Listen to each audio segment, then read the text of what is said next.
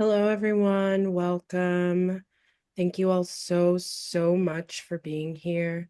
We are going to get started in just 1 minute.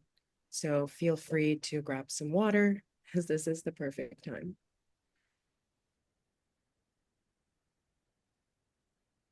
All right, folks, we are going to get started. I want to welcome everyone here to Black Farmer Fund's 2024 Annual Report Webinar and Resilience Panel.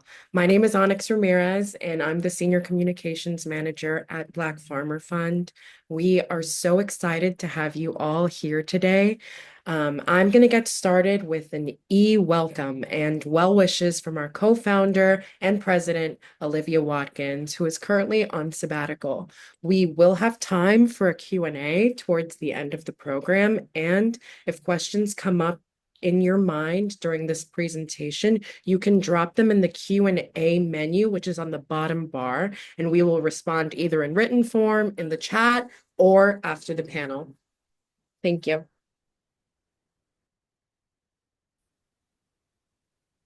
Welcome all. Thank you so much for joining us for our third annual report webinar. My name is Olivia Watkins, and I'm the president and one of the co-founders of Black Farmer Fund. And as we step into another operational year, I'm so honored to introduce this gathering of supporters, partners, and friends to reflect on the journey that we have been on together at BFF. I'm currently on sabbatical, and while I wish I could be there to present with you all, I'm grateful that this incredible team has been able to hold things down during my time off. 2025 has begun with no shortage of challenges. Across the country, we're seeing new waves of systemic injustice, and yet through it all, we are reminded that we hold power to reimagine, to reclaim, and to rebuild a food system rooted in justice, community, and care. We convene today in reminder of all we've done, the work we've accomplished in spite of it all, and the work we hope to accomplish moving forward. This community is so very important to me, and I thank you for your commitment to this work, and your unwavering support makes this movement possible. With that, I want to introduce Connie Evans, our interim president, to welcome you to this year's report and webinar. With more than 3 decades of experience in advancing economic justice, Connie's leadership is grounded in a lifelong commitment to equity, systems change. She has values that align deeply with BFF's mission and our vision for a sustainable, liberated Black future. I'm confident that BFF is in good hands. Thank you all so much, and I will see you in August. Thank you to Olivia for the introduction. Hello, everyone, and welcome to Black Farmer Fund's annual report webinar. My name is Connie Evans, interim president, and it's truly an honor to be here with all of you, our community of farmers, organizers, funders, food system leaders, and change makers. Thank you for taking the time to join us today as we reflect on the milestones, challenges, and impact of the past year at Black Farmer Fund. Instead of being consumed by the uncertainty of shifting policies and disrupted funding, we are doubling down on our vision, a thriving Black food system that nourishes all. Our ancestors sowed the seeds of resistance and resilience, and we are here today to carry that legacy forward. We see clearly that now is not the time to retreat, but to deepen our roots. This past year, BFF invested in this belief. We distributed approximately $4.7 million through a range of channels: integrated capital, rapid response funds, community garden support, BUGS scholarships, and more. These investments reached 61 Black agricultural businesses across the Northeast. Every one of these efforts was designed to move us closer to a food system where Black farmers, food workers, and land stewards have the resources and power to thrive. This work is not just about dollars. It's about affirming that Black farmers and food businesses deserve the same access to capital, mentorship, infrastructure, and support that others have long taken for granted. As we share the annual report with you, we invite you not only to take in the numbers, the charts, and the case studies, but to feel the deeper story. This is a story about what happens when we center care in our economy, when we return decision-making power to the people most affected, and when we believe in the brilliance of Black land stewards. Here with me today, I have many staff and community members who champion this work. Our people and culture team spearheads the initiatives that center the culture of our organization and create spaciousness for our team to do their work. In 2024, we provided each of our staff members and employees with $1,000 to supplement their healing and wellness as they navigate the work we do to create a strong and thriving Black food system. Now, I want to introduce a few of our incredible staff who will be presenting today. Sonia Lockhart, our Community Engagement Manager. She has contributed to strengthening our community through the provision of resources and support for the last 3 years.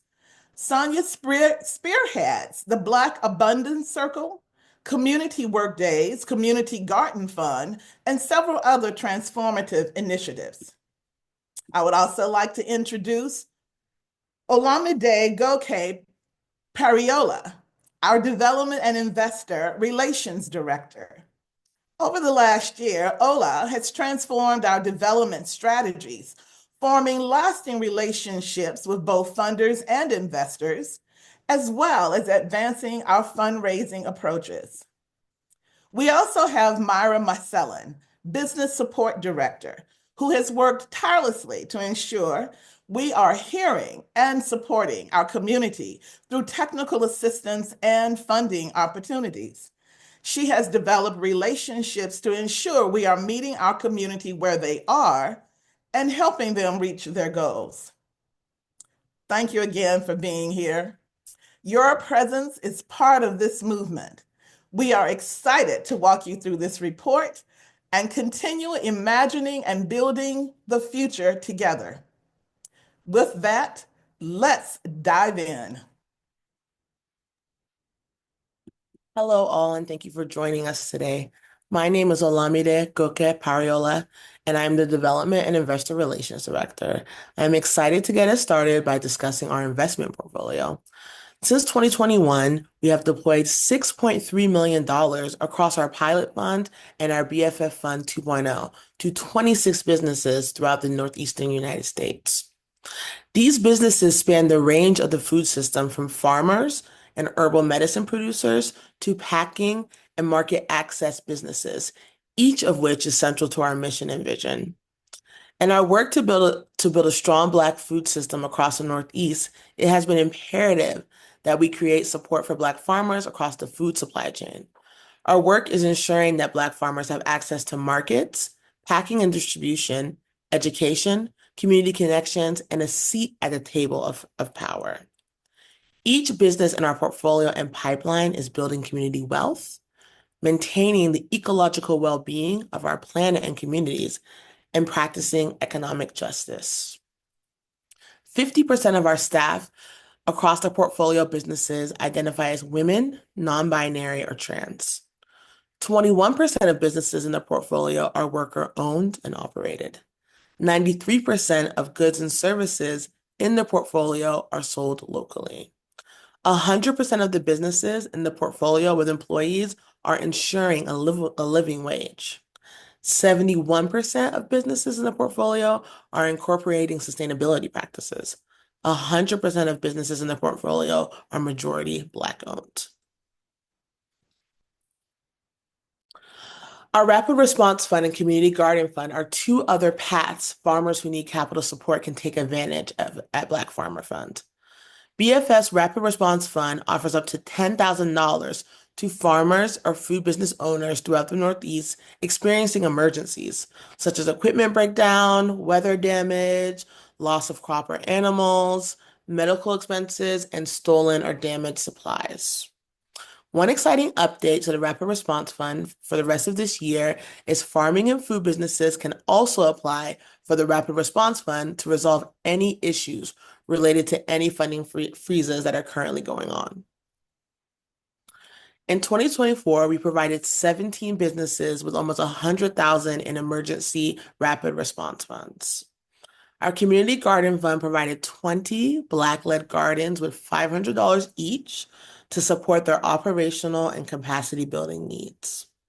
The purpose of this fund is to ensure that community gardens can thrive and provide access to fresh food and clean eating in Black and Brown communities.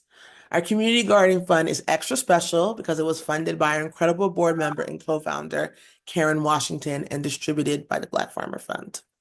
Now let me pass it on to my colleague Sonia for more information about our technical assistance and skill shares.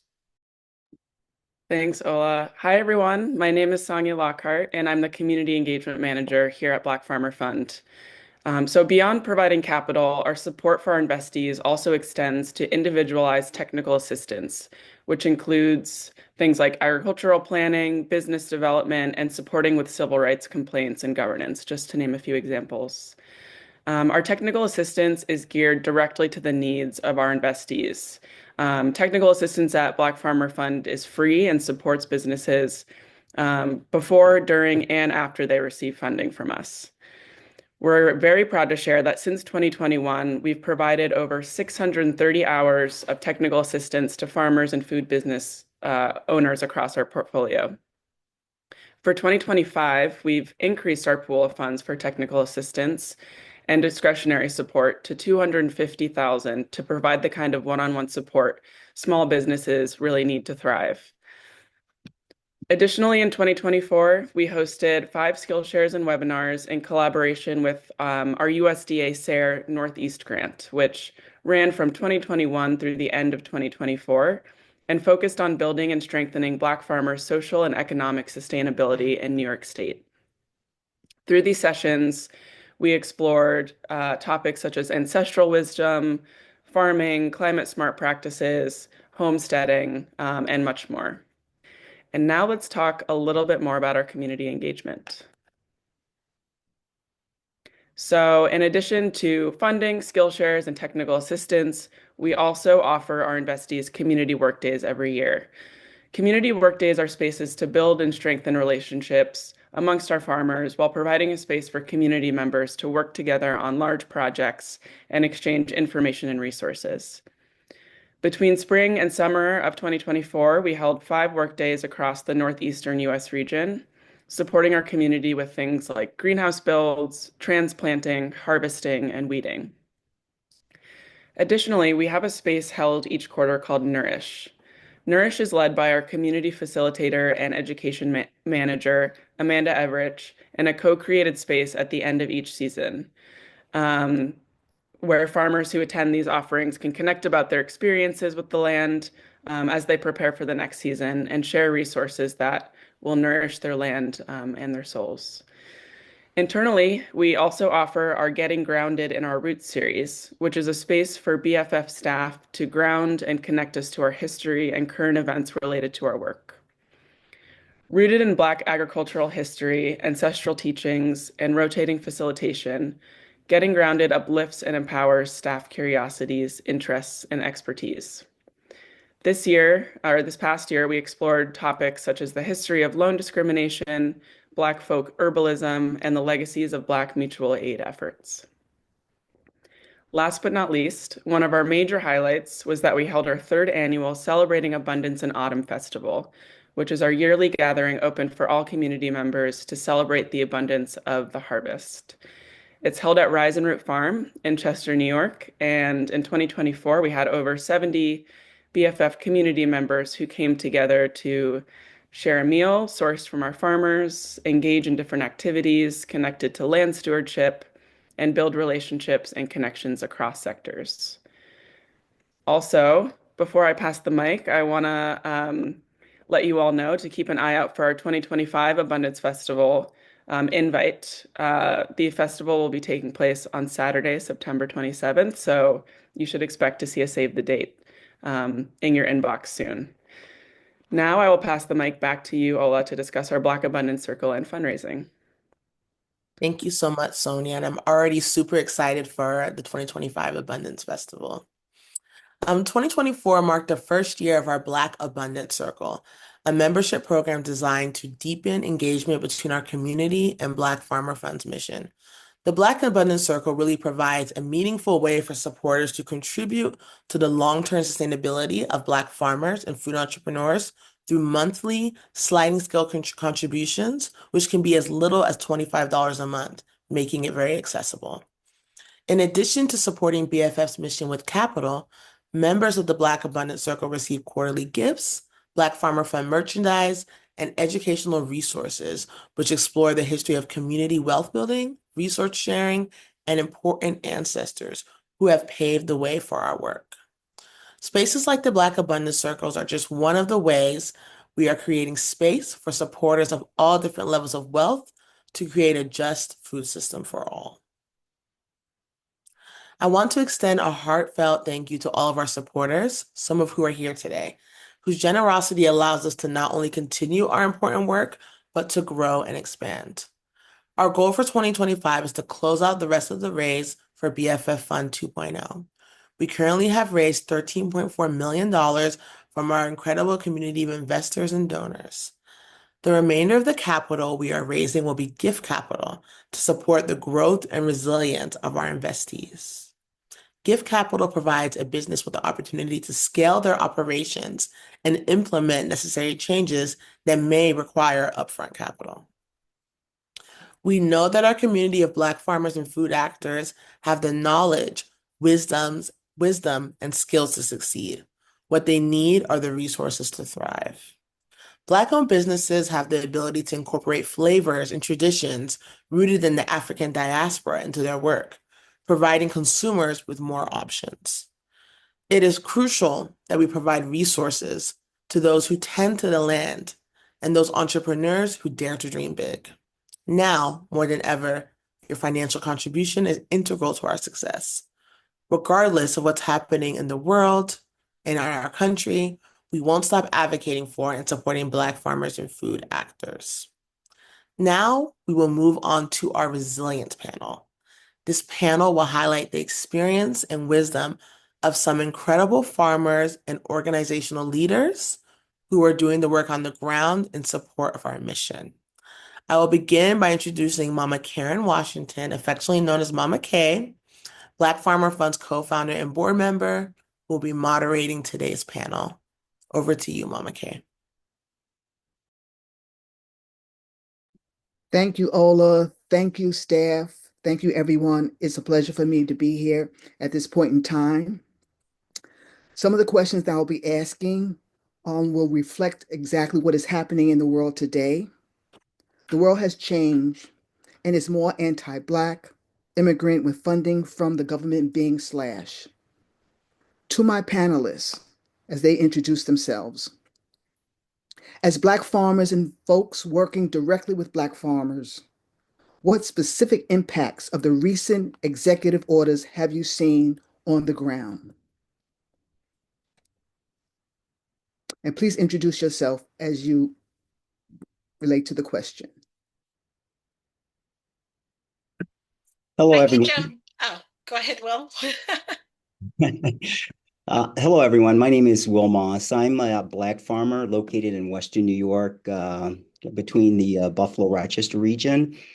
And I just want to welcome everyone, send positive energy for the upcoming growing season, and I wish you well with prosperous and abundance of produce to support our community.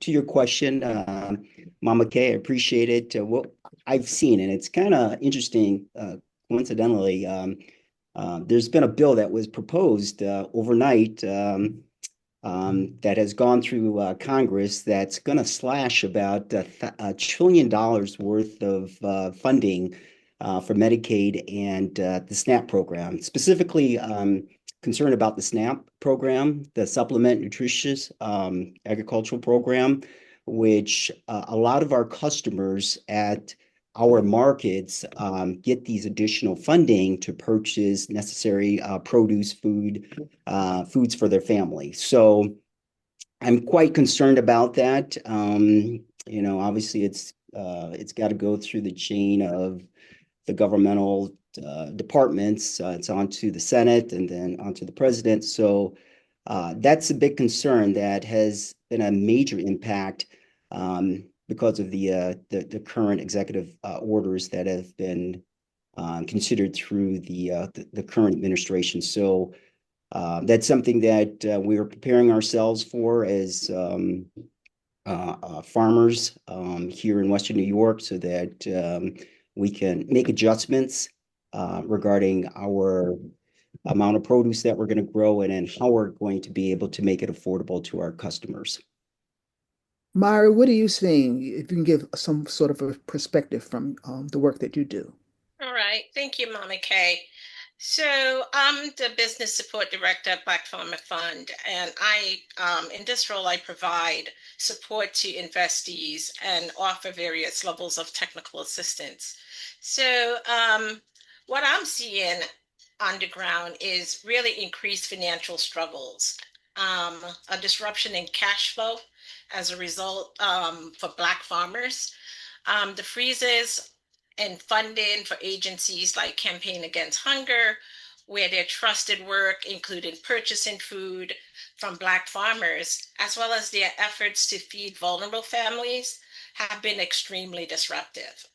One farmer I work with received a contract last year, which created a secure market for his business. Now, because of this situation, he's experiencing cash flow emergencies, which he never expected. And now he's owed over $40,000 for food he has already delivered. In addition to that, though the contract ran through June of this year, the agency stopped purchases in early March, which created an additional hardship in revenue generation. Though he's been told that the contract would be extended through September, the revenue loss and delays has created and eroded his financial condition. So right now, he doesn't have the cash flow to adequately pay his bill or start up this year's cropping season. So he's trying to find other markets, but they're not sufficient to replace that relationship. So it's painful when I have to listen to an already struggling Black farmer who put a lot of effort into getting things in order last year, find himself back in the same difficult situation. So, and I'll say what he quoted. He says, Myra, I get to the bridge, but I still can't cross it. So it's just an unreal situation out there, how disruptive and, these political changes has been on the ground. Thank you, Myra, for that. And I'm going to turn to you, Martha, because you have the pulse and the voice of the community. You're out there. So what are you hearing? Yeah, thank you, Mama Kay. My name is Martha Williams. I use they, she pronouns. I work at Black Farmers United New York State. So we're focused on advocacy, policy development, education, and mutual aid. So from that perspective of a statewide organization, we're also a part of a larger, like, formal and informal ecosystem. I'm a links person, so I'll be dropping links in the chat. And we've noticed that there have been lots of, to your point, Myra, just total cancellations and contracts. There were reimbursements for things that we wanted to do that didn't happen. The cash flow was super limited for a lot of our organizations, and we were in a similar situation for a while. But I know this is a panel about resiliency, so I'm excited to talk about how we're getting out of that. But we've also had to delay contractor payments, and we're seeing the same kind of thing happening with our members who are farmers, advocates, and so forth. We also, as an organization, had to cancel our first statewide conference on bridging land, agriculture, and communities. And so we're pushing that into 2026. And we have like a statement on that as well.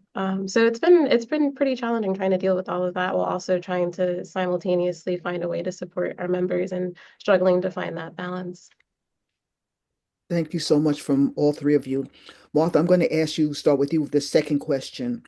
Our consumers are concerned about the rising cost of food and the accessibility of food. What should they keep in mind as they attempt to stay safe and secure during these coming days? Yeah, I think just thinking about this from this bigger, like outsider perspective in a way, is that I think really supporting our local businesses, of course, like our different panelists that we have on here, like Wilmos and so forth, like being able to support their businesses, but also co-ops, people who are really working to work together and share the wealth in these really meaningful ways, building that collective community resiliency, food security, and also being able to really strengthen economic power within each of our individual, like local communities, our statewide communities, and our national communities. And I also just think joining your local food movements. So at BFU, we have Green Futures, which I look forward to speaking a little bit more about on this panel. And we're doing this to really support the existing Black-led projects and really other things, events and whatnot that are going on with our farmers. And so we're making sure that we're just providing like a container to facilitate those and make sure that they get more attention on all the work that they're doing. And I think anything that allows you to learn more about what's going on, about our food systems, about our farmers, you should participate in. Like Black Farmer Fund has these really awesome community work days. BFU is going to start engaging those kinds of things, skill shares, workshops, really just connecting into your community, knowing what's there, knowing who you can support and go to because they're always here because they're passionate about this work. We're not just here for the money. So if you're worried about a business going under that's a major chain, well, you know you can count on your local farmer. If you're supporting them, they'll support you. Thank you for that, Martha. It just goes to show how important it is to build community. And Will, I want you to answer this question because you are out there, you are the farmer, so you are hearing what the consumer is saying. So tell us about that, their concerns. Yes, of course. We get a lot of feedback from our customers at the various markets that we serve and provide produce to. A lot of them are concerned about government, freezes on monies, supplement monies that they normally receive. What I tell our customers is just, obviously keep the faith. We are a, Black-owned, family-run business for well over 30, 40 years, where we collectively come together as family members. A lot of the work that we do is just a matter of labor of love. We're not able to pay ourselves the amount that we're probably deserving of, but the bigger picture of it is the gratification that we're able to provide fresh farm produce to our customers. So I encourage our customers to keep the faith, continue to work with us, support us through this transitional time. The biggest thing that I appreciate is the organizations out there like Black Farmer Fund, Black Farmer United. They support us. They come to us, they help us on certain work days, which Sonia talked about.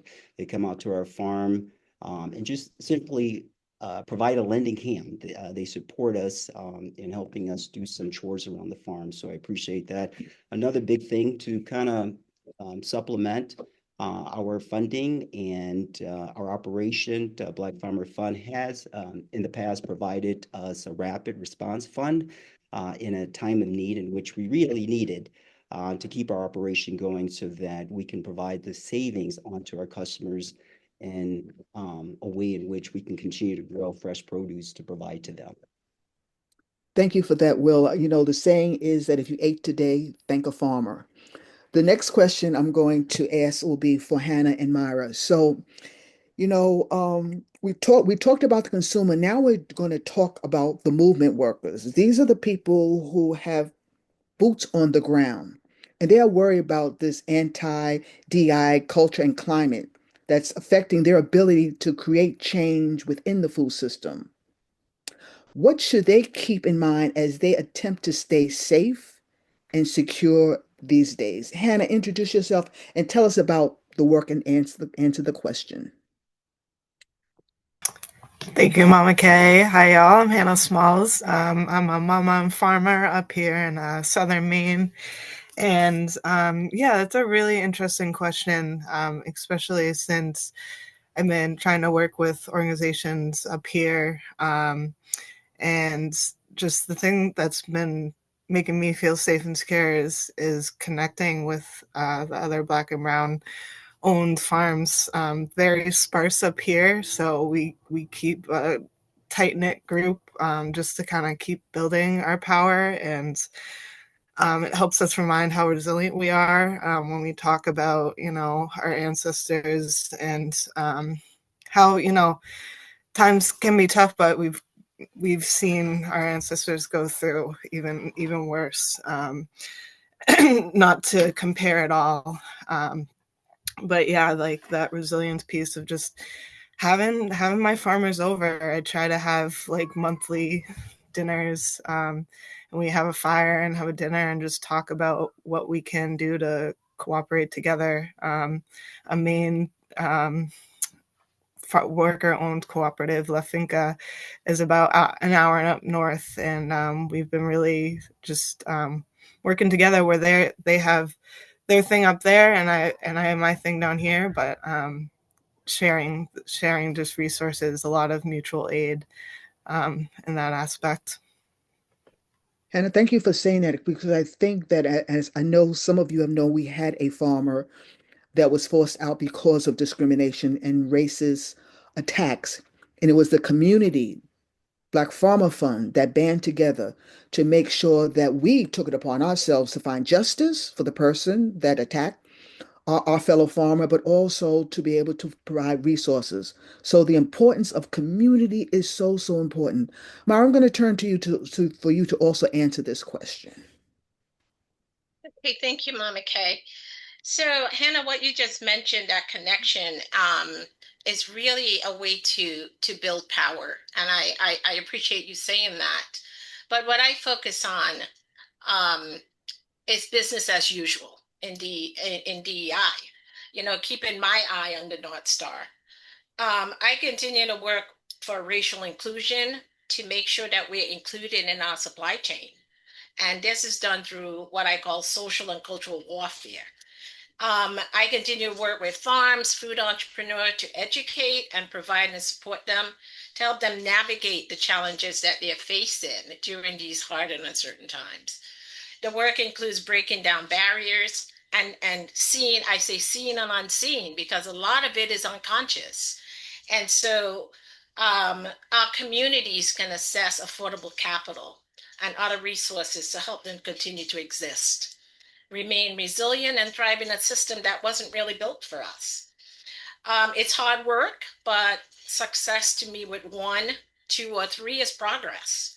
And that is what I strive to do every day. And I'm really just trying to make a difference. Mara, I like that statement, social and community warfare. Interesting. So the fourth question I'm going to ask, I would like Martha, Myra, and Hannah to answer this question. Maybe I'll jump in as well. Listen, folks, we have been faced for so long. This is nothing new about restrictive policies. Black farmers have been historically built parallel systems. So what are you seeing in terms of grassroots strategies or tools that will help sustain our community in a time of need? And then, how are people and communities creatively resisting pressure to change the work that we are all trying to do? So Martha, I'll start with you. What are you seeing? What are we doing? My answer is going to be pretty long. I say the first part of it, I just want to talk outside of BFU, is within the more informal part of our ecosystem. I've seen so many really beautiful ways of people finding joy and love within their communities, and that joy is a part of resistance. And I've heard that phrase in so many different words, so many different ways. And it's been so true, because with all of this, I've been having panic and being stressed, and being able to plug into these spaces where you can relax and actually feel safe and have these safety plans and safety networks, and being able to just relax and be one was really beautiful. Like Catalyst Collaborative Farm just had their Lilac Fest, and they had so many really beautiful like rituals and just space to just be. And I find that that is so important. We talk so much about the work, the work, the work, but we don't talk about how the rest is also important for that work. And also why we're existing, right? We're not just here to work, we're here to actually just be.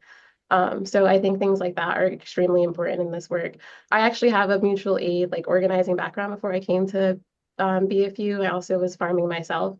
And I was really into mutual aid because I didn't see any Black farmers anywhere. I was farming on Long Island, and I'm like, I know that we exist. I know we must be here. If I'm here, then others have to be here. So I went looking for what was around. And when I found BFU, I was like, I have to be a part of that. And since being part of that, seeing what's going on, I built Green Future, comes from my co-executive director, Katori Rouse. And it's focused on mutual aid because that's something that's I find to be extremely important. That's communities helping each other, collective action and sovereignty. So it includes things like capacity building. So making sure that our farms and our gardens, I include gardens because we have things like community gardens, and that has an opportunity for everyone to get involved in this collective growing, which I find really important. So we include that in the work that we do as well. So we're making sure that they can actually achieve their full potential and the goals that they have stated. Education and training, which is all about our existing and our aspiring farmers and those who just want to do other things in agriculture professionally, or if you're just a hobbyist producer, we want to make sure that you actually have those skills and so forth. So similar to how Black Farmer Fund, you do your skill shares, we're doing our own that are focused on learning those hands-on tangible skills and other sort of concepts within our workshops. We're really concerned about making sure that our agricultural population is growing. So definitely leaning into work that builds up more and more growers. So if we want to do internships and so we actually have someone coming on this summer, which is going to be great, so that they can learn more about agriculture and see where they fit within it. So really making sure that we're growing this population, because a lot of our farmers, Black, brown, whatever, are aging out of this industry. And that's important to know that we have our farmers here to feed us and all the other agricultural products that we don't think about, like our clothes, our fuel. Again, community cultivation is really important to us. So we understand that we're thriving when we are really building upon those interdependent relationships, so that we're feeding each other across our state, across our country, across our globe. We also center in youth empowerment. So like I mentioned, those internships, we're also trying to get involved in more legislative matters that allow us to build programs that are statewide. And my wonderful colleague, Joanna Dorsey, does so much awesome work around that. We're also focused on building models and tools. So not just, building all these things, dealing with concepts, but also practicing those concepts. And the last area is policy and social impact. So I mentioned Joanna Dorsey. So we do lobbying, which you can do to some extent as a 501c3. I know BFF doesn't, which is also important because you want to make sure that we're expanding in all the different ways, which is why we have this ecosystem. So BFU takes on that part of it. We also do non-lobbying advocacy. So just like showing up to our legislators or they showing up to where we are so that they can learn about what our farmers do and actually see the connection between the legislation that they're writing, the policies that exist, and what our farmers are actually doing as actual people. And so, for example, we're going to have like legislative farm days with BFF2, which is going to be really awesome, where we'll have legislators come over and get to know what our farmers are doing in this really relaxed educational space, not making any asks, but just letting them know what's going on. And I said all these things, but I also want to talk about how that looks in practice, because you could always have this really great idea and this really large concepts. And I put the link to what Green Futures is about in there that includes all these different pieces. But in practice, I would also mention our corner farm stop. We don't really have a special name for it just yet, but Corbin Hill Food Project, which is also part of this formal ecosystem, is leading a market that has a diverse network of farmers, distributors, aggregators, educators, advocates, and so on. And this is going to be a market that's in New York City. There's a farm stand that's also coming from it. And we're going to expand that out elsewhere and outward so that we have this really intensive network of transportation and so forth, so that we're able to get products from our farmers out and they don't have to worry about all those different logistics. We can do it for them and with them. We have a mapping project. I'm almost done, I promise. A mapping project where we have, we're plotting out where all of our farmers are. We have like a Google map right now, but again, back to that point of security and safety in these times, we're making sure that that map is actually owned by us and for us. So there's going to be different levels of security within it. so that you know, like, where are farmers within, it's focusing in New York State, but I think eventually it can reach out further and even globally, beyond our state. Because I know someone had asked a question about, like, you guys are all Northeast focused, and that's true of a lot of our organizations for sure. But I know that the work that we're doing, we're hoping can expand outward to other people, and they can see other things that are going on. So I think this map will be useful to more than just people in this area. Material swaps, so being able to trade different items. So if you have seeds, we actually just got a really great donation from Ball Seed Company so that we can send out thousands of seeds to our farmers. Shovels, rakes, so on. Again, that's more based on mutual aid, and we're all supporting each other. We all have something to give to one another. And there's so much else going on, and I can keep going on and on and on, but I want to save space for other people. But I just wanted to give you as much of an overview as possible, all the really awesome things that we're doing as BFU, because we're a facilitator, we're a network, and we want to uplift all the work that everyone's doing, and that's our role within it. Martha, thank you so much for saying that, because it just goes to show that the work continues in the midst of chaos and fear. That's intentional. The work that Black Farmer Fund, the work that Black farmers are doing, the work that Black organizations are doing continues. So we're not resting on our laurels. And also, you bring to the forefront, folks, we got joy, we got love, we got abundance. And so don't let the fear and chaos deter you from the work that we're doing. Mara, you want to bring in a little bit of thought on this question as well? Sure. Martha, that was a lot, and that was really good stuff that you were talking about. But what I've been seeing is, like in Martha's work, people coming together to raise awareness around these issues and shed some light on these situations. Example of this webinar today. So we collectively talk about how these systems have hurt our communities and try to implement creative and out-of-the-box solutions to try to continue to keep whatever momentum we've gained. I talked to some farmers who are looking to form local cooperatives to aggregate food from Black farmers in their communities. Farmers are talking about organizing logistics for transporting produce to markets across the region, working with each other to plan and collectively strategize to grow crops to meet market demand in order to scale collectively. Because if they can't scale individually because they're too small or they don't grow the right things, there's an opportunity for them to scale collectively. And that is what Black farmers are starting to think about. But for that work, again, I come back to the financial piece. It takes capital to execute that. They're going to need infrastructure, storage, equipment, transportation, and just working capital to drive the everyday need. So I think of what we're doing here at Black Farmers Fund, in addition to working on the ground with farmers, we are utilizing peer learning via Skillshares, shared labor through community work days, which we organize in farms in our network, and encourage staff and other community members to participate. And this has been a really successful initiative. So that's what I've had to add, Mama Kay. Thank you. Hannah, I'm going to go to you, because you have mentioned your involvement with La Finca. So tell us again how that relationship started. What are you doing up in your area to form sort of coalitions with surrounding community? Yeah, so I feel like the very little farmer. I've been building Soulful Soils from the ground up for the past 5 years now. This is the 5th year.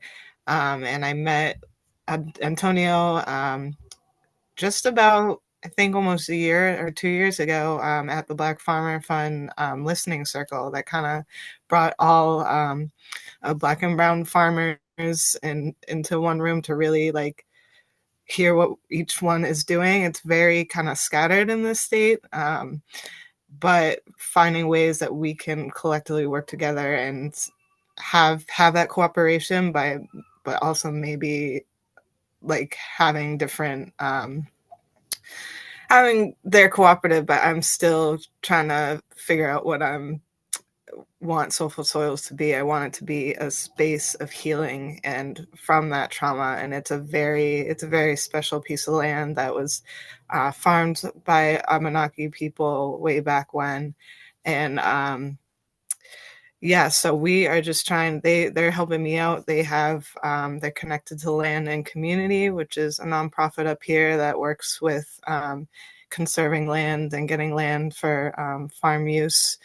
So I'm really just building the relationships ground up and trying to be there, while also trying to show to myself and others that I can build a farm without having any sort of capital from the government and being solely independent from their system, and doing it in a very strategic way so it can be a beautiful space to have as many people as possible to come and just share the land and the love for growing food. So and Antonio has a great idea of working with schools, and they're connecting with certain coalitions up in Lewis and Auburn area, and just how amazing is that it's not like competition based. There are some farms that it's just like competition, don't want to work together, we're just going to do our own thing.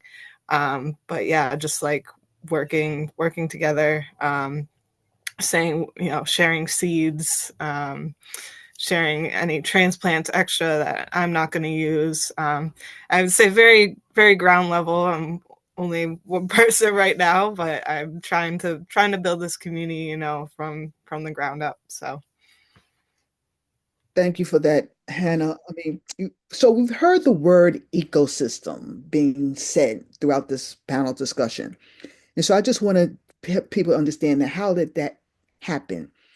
So for years, we have been working, different organizations have been working, doing the work around food and social justice, racism, fighting racism, doing work around education. And what we found is that the funders would come and dangle the carrot, and we would all try to go get these funds. And we realized, wait a second, we do similar work. We do cross-pollination. And so what we need to do is form an ecosystem of connecting the work that we do. So what does this ecosystem look like? So Black Farmer Fund is for funding, is for gifting. What about land access? NEFA, Northeast Farmers of Color, can work on land issues. What about policy? Working with the politicians, getting our voices heard. We have Black Farmer New York State United. What about education and knowledge and Skillshare? Soulfire Farm, upstate, farm school, downstate. And what about distribution? How are we going to get it out into the community? We have Corbin Hill. So now we have formed this ecosystem, y'all. This ecosystem where we meet once a month, we sit down, we talk about things collectively. We are looking for funding collectively. And this is something that we're trying to see replicated across the country. Because for so long we have been working in silos. We work independent. And even though we do great work, we don't talk to one another. And this is a perfect example of what we are doing here as we call ourselves the Black Farmer Ecosystem, how we are connecting, we're sharing our resources, we're sharing our knowledge together collectively.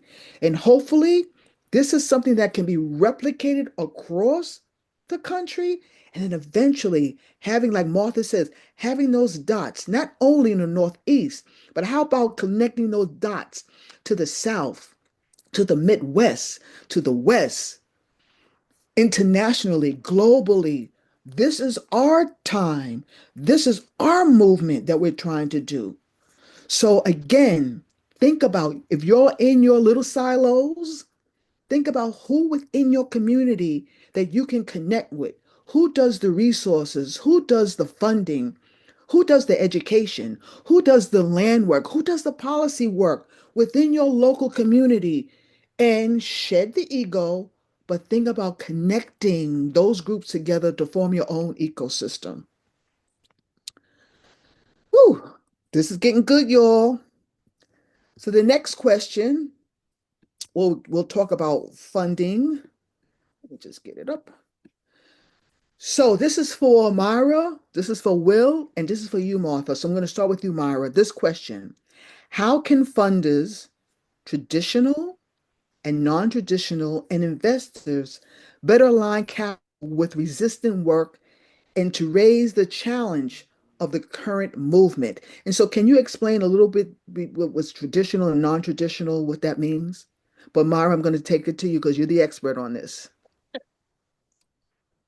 Well, I think the best way I could explain traditional funders are more transactional, where non-traditional funders are more relational. So I think in a nutshell, that's a good way to explain.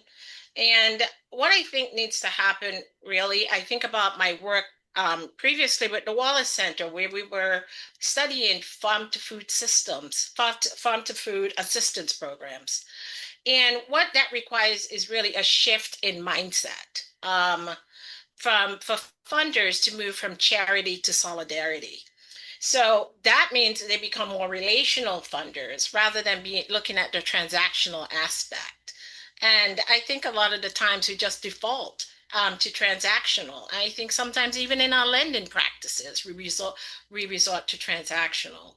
So funders, I think, should look to build long-term relationships, which is rooted in trust and not extractive metrics, and engage in deep listening with frontline communities and follow their lead because the story matters.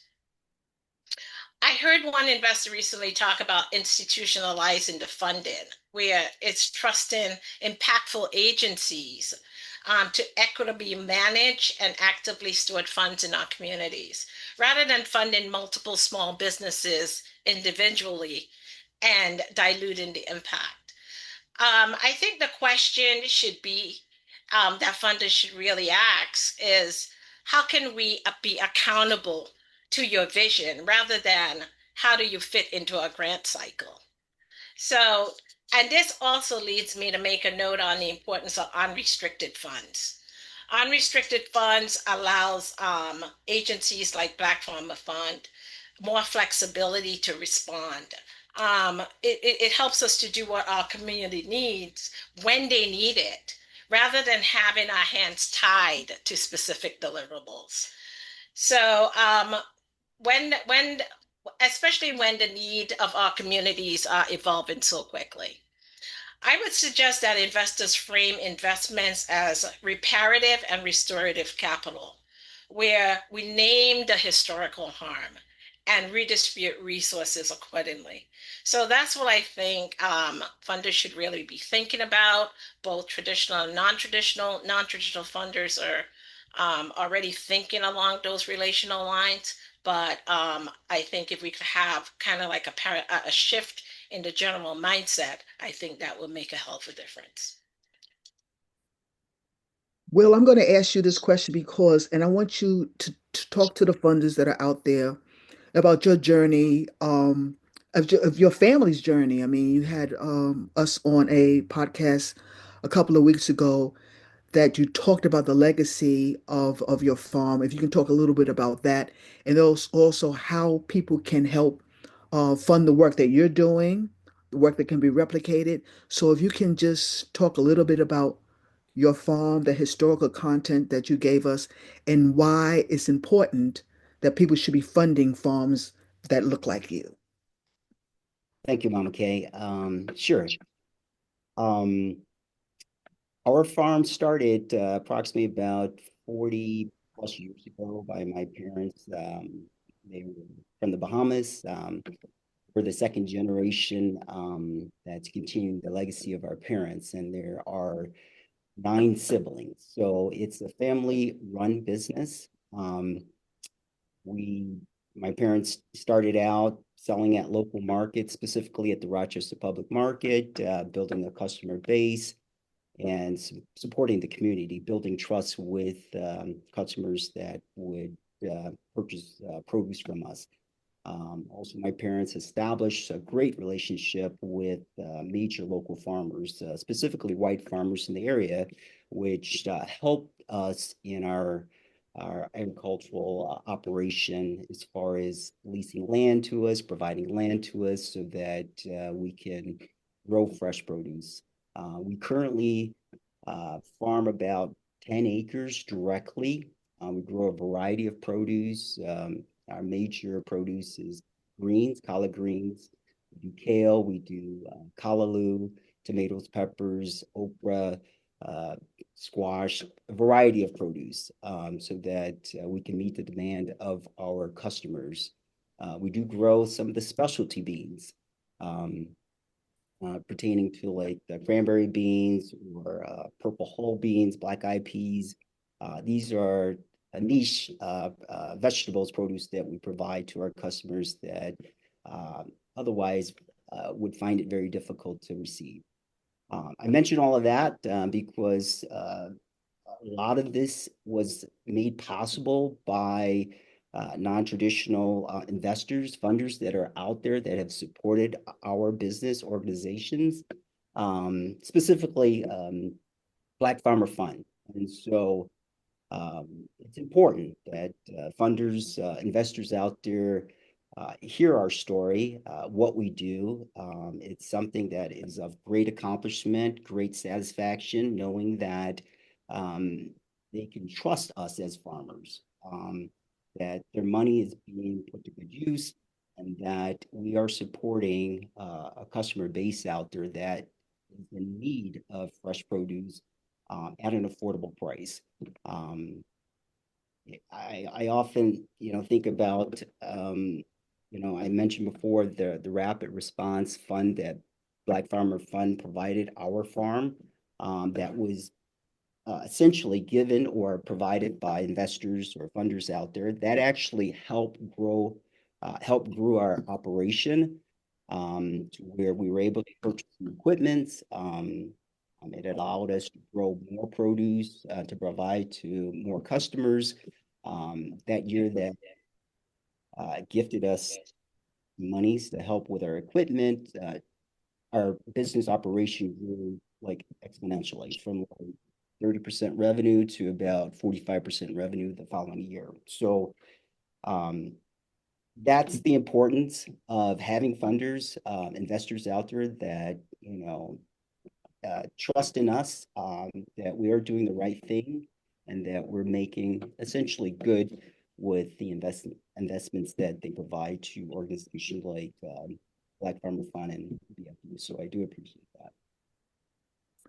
Martha, I'm going to turn it to you because I remember when Black Farmers United first started, we ain't had no money.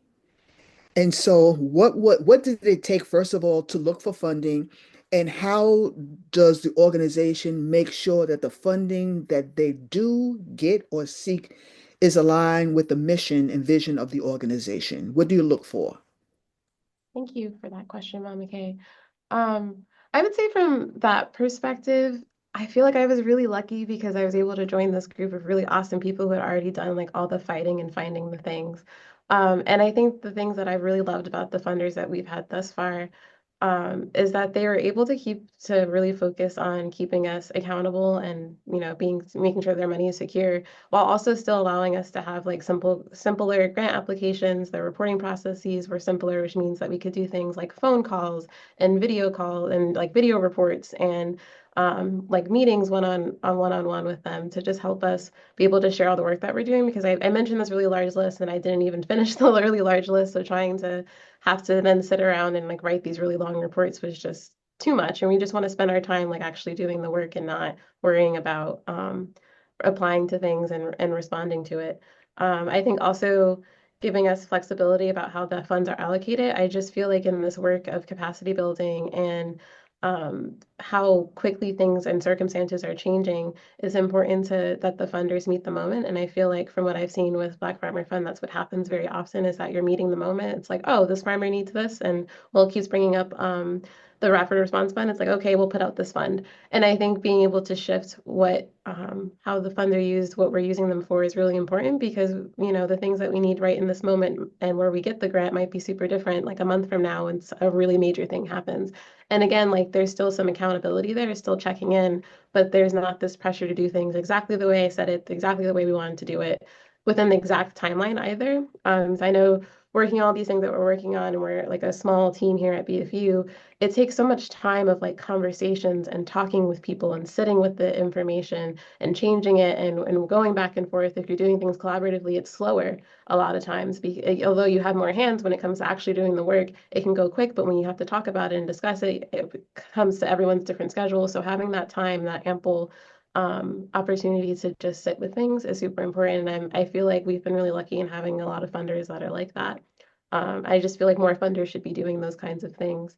And the only other thing I would say for this question that's not as directly related to what we had to do for getting the funds is that one of the very many projects that we're trying to take on and working with Liberation Farm in particular on this, and we're a bit slow to start off on this because we've been working with them on other things too, is just creating a set of financial standards for all of these different financial institutions. So it's like going to be this collaborative thing that we work over the course of probably a year to really get like what are all the things that us for our farmers, our growers really want to see, our producers, and what do we want those financial institutions to know so that when they come to us with these opportunities, they know that these are the things that we want to see happen. So I think creating that is going to be really useful for anyone who is engaged in this work and that knowing that we're standing together and that we're not competing for these funds and you should listen to us if you want to fund our work. Thank you so much. I want to bring in one of the staff. Ola, can you just sort of talk about the question in terms of what you're seeing in terms of investors, what they are, looking at, if it's traditional, non-traditional, if it's restrictive, it's unrestricted, and what does that all mean with the gifts that we're receiving at Black Farmer Fund? If you can chime in. Yeah, sure. Thank you for passing it over to me, Mama K. Yeah, this is a really important question, and I was thinking about so many different things as you guys were sharing your unique on-the-ground experience.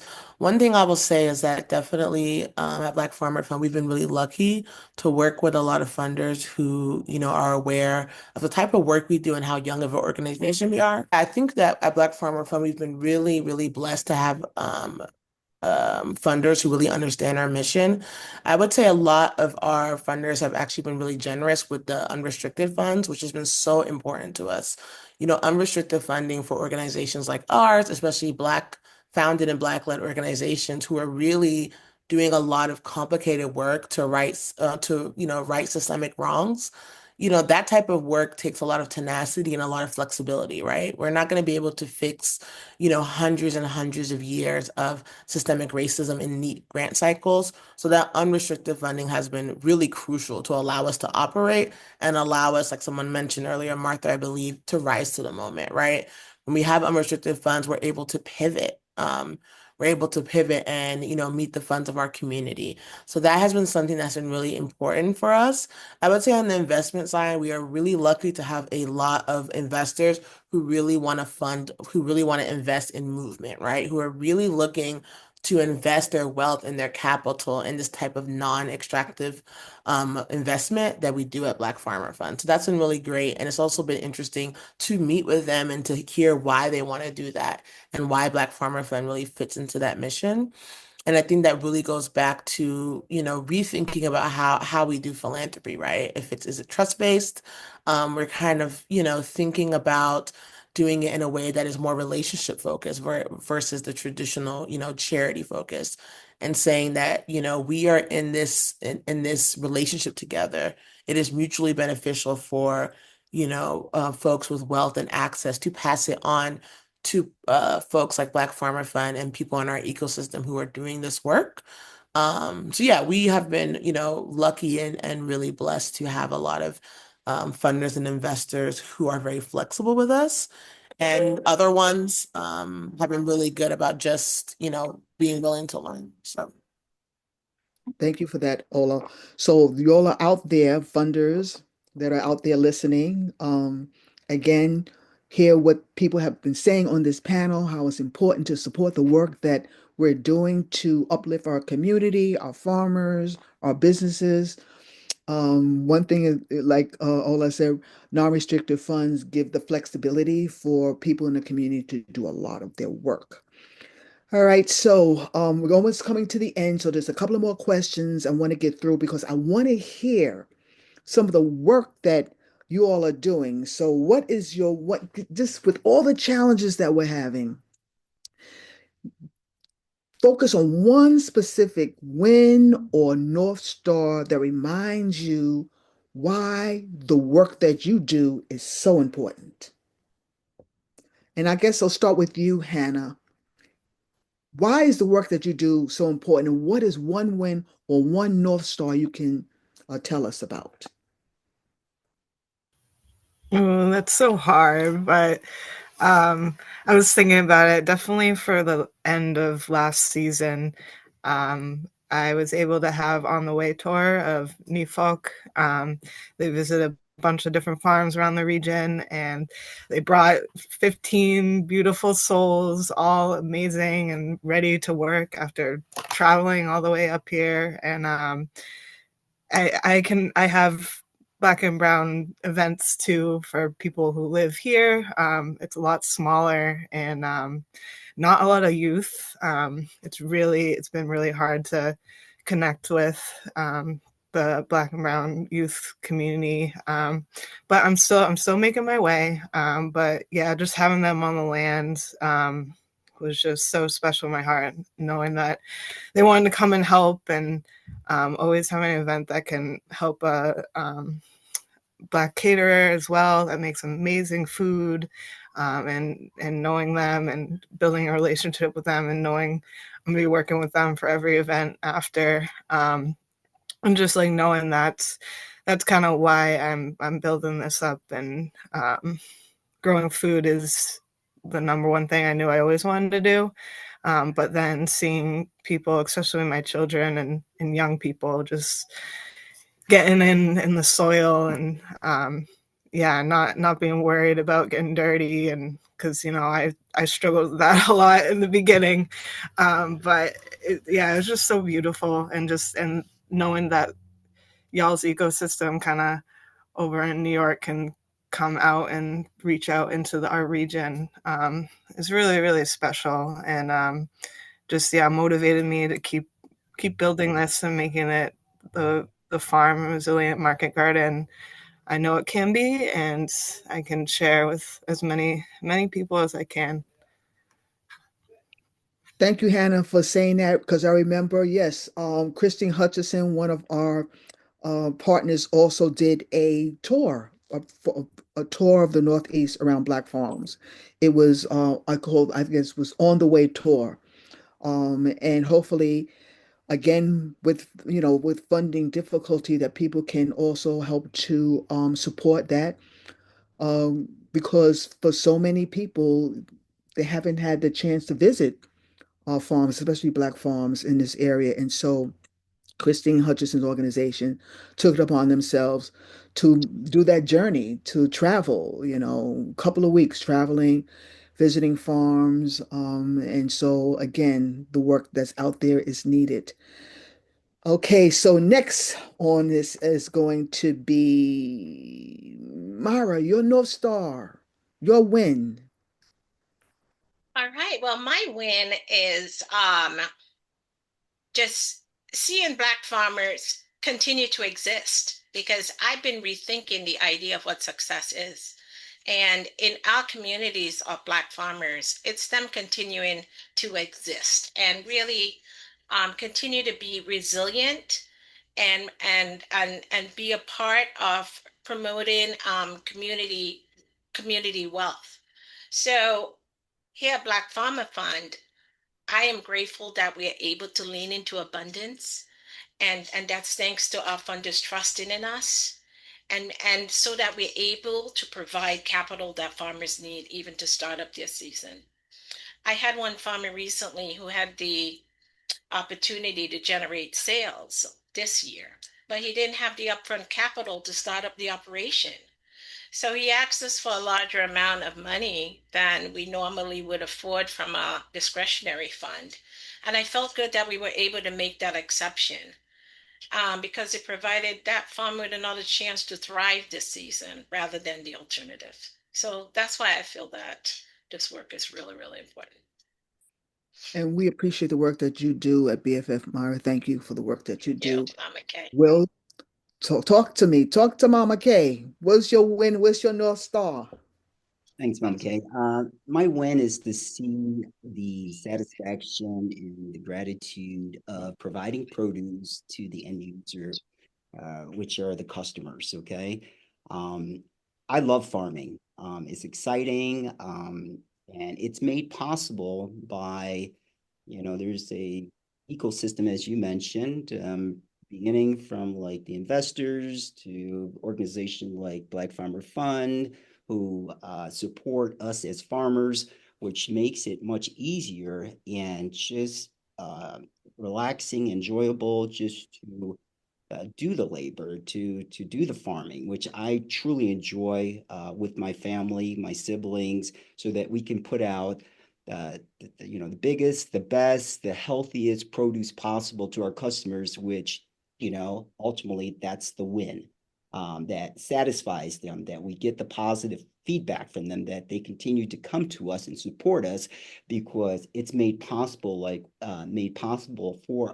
for them by organizations like Black Farmer Fund and our investors and our funders. So ultimately, the win is the customers, getting the produce to them, healthy produce to them, and supporting them with their food needs, and so that it makes it much less concerning for them that where this produce is coming from, where we're a constant, steady supplier of produce at our markets for our consumers. So I do appreciate it. Thank you, Will. We appreciate you. And Martha, you're not off the hook with this question too. What's your North Star? What's your recent win? I was like, I actually have an answer to this question now. Seeing everyone's faces and on the calls, I feel like that's a win every time. Hearing about like the stories of our farmers, like hearing you speak, Will, I'm like, that's the win right there. Like the fact that you've been in existence for decades and passed it down from family, like that's a win. That's the win every day. And seeing people on our membership calls that we do monthly or try to do every month unless there are like holidays and stuff going on. And I think this work matters because I shared a little bit earlier that I was farming before this and I didn't see anyone around me, but I knew they had to exist. And it just kept pushing me through all the things that I've been through, all the struggles and challenges I've had with my health and so forth. And I'm like, but you guys keep me alive, you keep me here. And I'm like, that's all I need to keep going. Thank you for that. I just want to do my win. When I co-founded BFF a couple of years ago with Olive, never thought that it would be the organization that it has built itself to become. The win is gratifying. I don't want to get emotional, but the staff that has been so outstanding. I don't know what to say. It just goes to show when we as people get together and we bring our heart and our soul and our commitment on what is the right thing to do. When we saw that Black farmers and Black businesses weren't getting anything, no recognition, no funding, we took it upon ourselves to go out there and tell our story. We took it upon ourselves to galvanize a staff that speaks truth to power, that they don't take anything. They don't take anything. They don't take no for an answer. And I think the biggest takeaway for me that I've learned is the word abundance. We always had a tendency for Black folks to be pushed into a defeatist attitude. But what this organization has brought to the forefront is the word abundance, of sharing, of joy, of hope. And so the North Star for me continues to see how this organization has grown. Hi, folks. It looks like Mama Karen is having a little bit of a internet issue. So I'm just gonna hop in and ask this last question, which is arguably our most important question. And that is, what can everyone in this audience, whether they're farmers, investors, or allies, do this week, do right now, to support Black farmers facing these policy threats? And I'm gonna start off with Martha. How about you? I have a list. The first is donate. I mean, to all of our organizations, but of course, I'm going to drop Green Futures in the chat again. Sign up for our listservs. If you go on all the website links that I think Onyx dropped in the chat, you'll find all these different ways that you can just connect. And I know it's a lot of emails, so I also recommend like doing like a little digest so you don't get overwhelmed. Attend our events. Sang has been doing such a great job with like all of these like skill shares and community work days, and I'm excited to finally be able to start showing up to more and more of them. And educate yourself and act. I think it's so important in a time where everyone is super hyper connected in ways that feel super draining.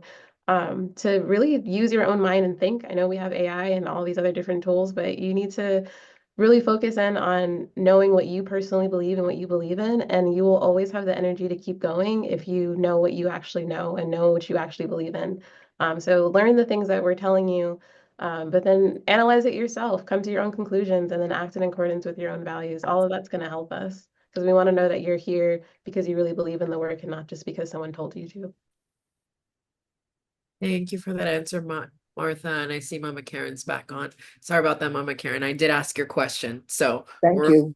we're moving forward. I'm gonna pass it over to Hannah.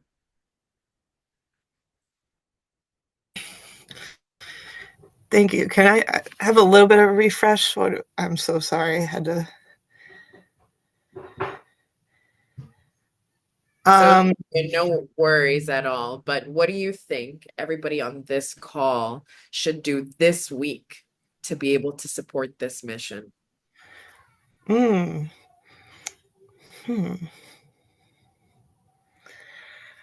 I think just buckling down on your values, connecting with your community directly, indirectly, just, and yeah, whatever feeds that soul. I'm all about soul feeding. I feel like the more we feed our soul, the more things come together. And with that, I'll pass on to the next. Yes. Any last things that folks can do in this audience, Myra, Will, to be able to support Black farmers who are facing policy changes? I would just say remain conscious of the issues. Listen to the cries of our farmers, and of course, make any donations that you can, no matter how small it may be. It matters, and try to be proactive in making changes. You know, I always, one of Barack Obama's my favorite quotes from him is that change will not come if we wait for some other person or if we wait for some other time. We are the ones we've been waiting for. We are the change that we seek. So I just want to reiterate that. Don't say they. What are they doing? It's what are we doing to make that change? Thank you all. Thank you, Myra. How about you, Will? It's awesome, Myra. It just makes me think about be engaged, be accountable. We're open from a conscious standpoint. We're very transparent as an organization, as a farmer. Just have that sense of ownership of what we're doing as far as farming, producing vegetables to serve communities that definitely are in need. So ask questions. You know, I welcome investors or anyone to come to our farm and see what we're doing. And and how we're actually growing our produce and just distributing it to the consumers that are out there at these various markets. So we're upfront, transparent. It gives you that sense of social responsibility that the funds, the investments that you're making into Black Farmer Fund that ultimately gets shared with farmers like myself, it's definitely being put to good use. I'm reaching out, I'd love to build that relationship and trust with organizations. Thank you. Thank you so much, Will. And I want to thank our amazing moderator, Mama Karen, for doing such an incredible job with this panel. Mama Karen, is there any last words you want to leave us with before I move on to the closing? I want people, first of all, thank you, Onyx. Thank you, staff. I think our community, let's move with love, joy, and abundance. Yes, thank you for leaving us with that, Mama Karen. I'm going to pass this over to Ola. Thank you so much, Onyx. And I just want to, extend a huge thank you to our amazing panelists for that just excellent, excellent discussion. You've left us with so much knowledge and inspiration, and lots of points of action. So kind of piggybacking off of the last question, I know that many of us are likely wondering what can be done? How can we take action and meet the moment given the current climate that we find ourselves in? Firstly, you can provide financial support to Black Farmer Fund. Right now, your contributions mean more than ever and have an even larger impact as our communities suffer due to this current climate. Black-led and founded organizations like Black Farmer Fund have a broad charge, but also have less resources and access. Your contributions allow us to rise to the occasion and support our community. We are in a unique and important position and that we are able to help our community through BFF Fund 2.0, our Rapid Response Fund, and Community Garden Fund, all of which put capital directly into the hands of Black farms and food businesses. Having said that, we also know that not all can contribute financially, but luckily there are many other ways to support. You can spread the word about Black Farmer Fund by talking to your community about Black Farmer Fund, sharing one of our social media posts, maybe forwarding our monthly newsletter. You can also attend virtual events just like these, our in-person work days, and most importantly, our Abundance Festival in the fall. Involvement does not only look like financial support, it's also community engagement and gathering. Beyond Black Farmer Fund, you can also rise to action in your communities. You can support Black-owned businesses, support local farmers, volunteer in your communities, and much more. In this current climate, what is going to get us through, honestly, is leaning into community and supporting each other. This type of chaos thrives in isolation and individualism. If we look out for each other and recognize this moment requires community, care, and steadfastness, we can protect ourselves and the communities we care about. Together, we can not only survive, we can thrive. Thank you. And with that, I'll pass it on to Connie. Well, thank you, Ola. This has just been great. Thank you to all of you for being here with us today, for showing up not only with your attention, but with your care, your questions, your comments, and your belief in this work. Thanks to an amazing BFF team. As we conclude our annual report webinar, I want to leave you with this reminder. What we have shared today, the millions invested, dozens of businesses supported, hundreds of hours of assistance, these are not merely metrics. They are a representation of us. They are stories of transformation, of reclaimed power, of nourished dreams by work and by strategy. The work is not linear, it's not easy, and it's not finished. But what gives us hope is that we know we are not doing this alone. Each of you who are here today is really part of a growing ecosystem that is committed to equity, rooted in justice, and driven by love for our communities and our land. As we look ahead, we know challenges will persist, but so will we. We will continue to invest in Black agricultural futures. We will continue to build systems that reflect our values, and we will keep moving forward. We invite you to stay connected, share this report, share the narratives that inspired you today. Because when Black farmers thrive, our entire food system becomes more just, more vibrant, and more resilient. On behalf of the Black Farmer Fund team, thank you all for your time, your trust, and your solidarity. Let us continue to build together. Thank you again. Thank you all for joining us today. Have a great afternoon.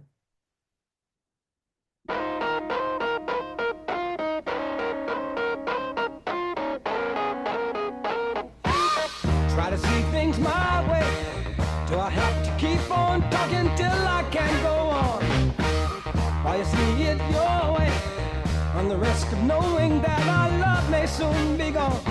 We can work it out. We can work it out. Think of what you're saying.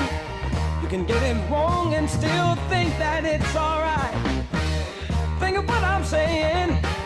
We can work it out and get it straight or say goodnight.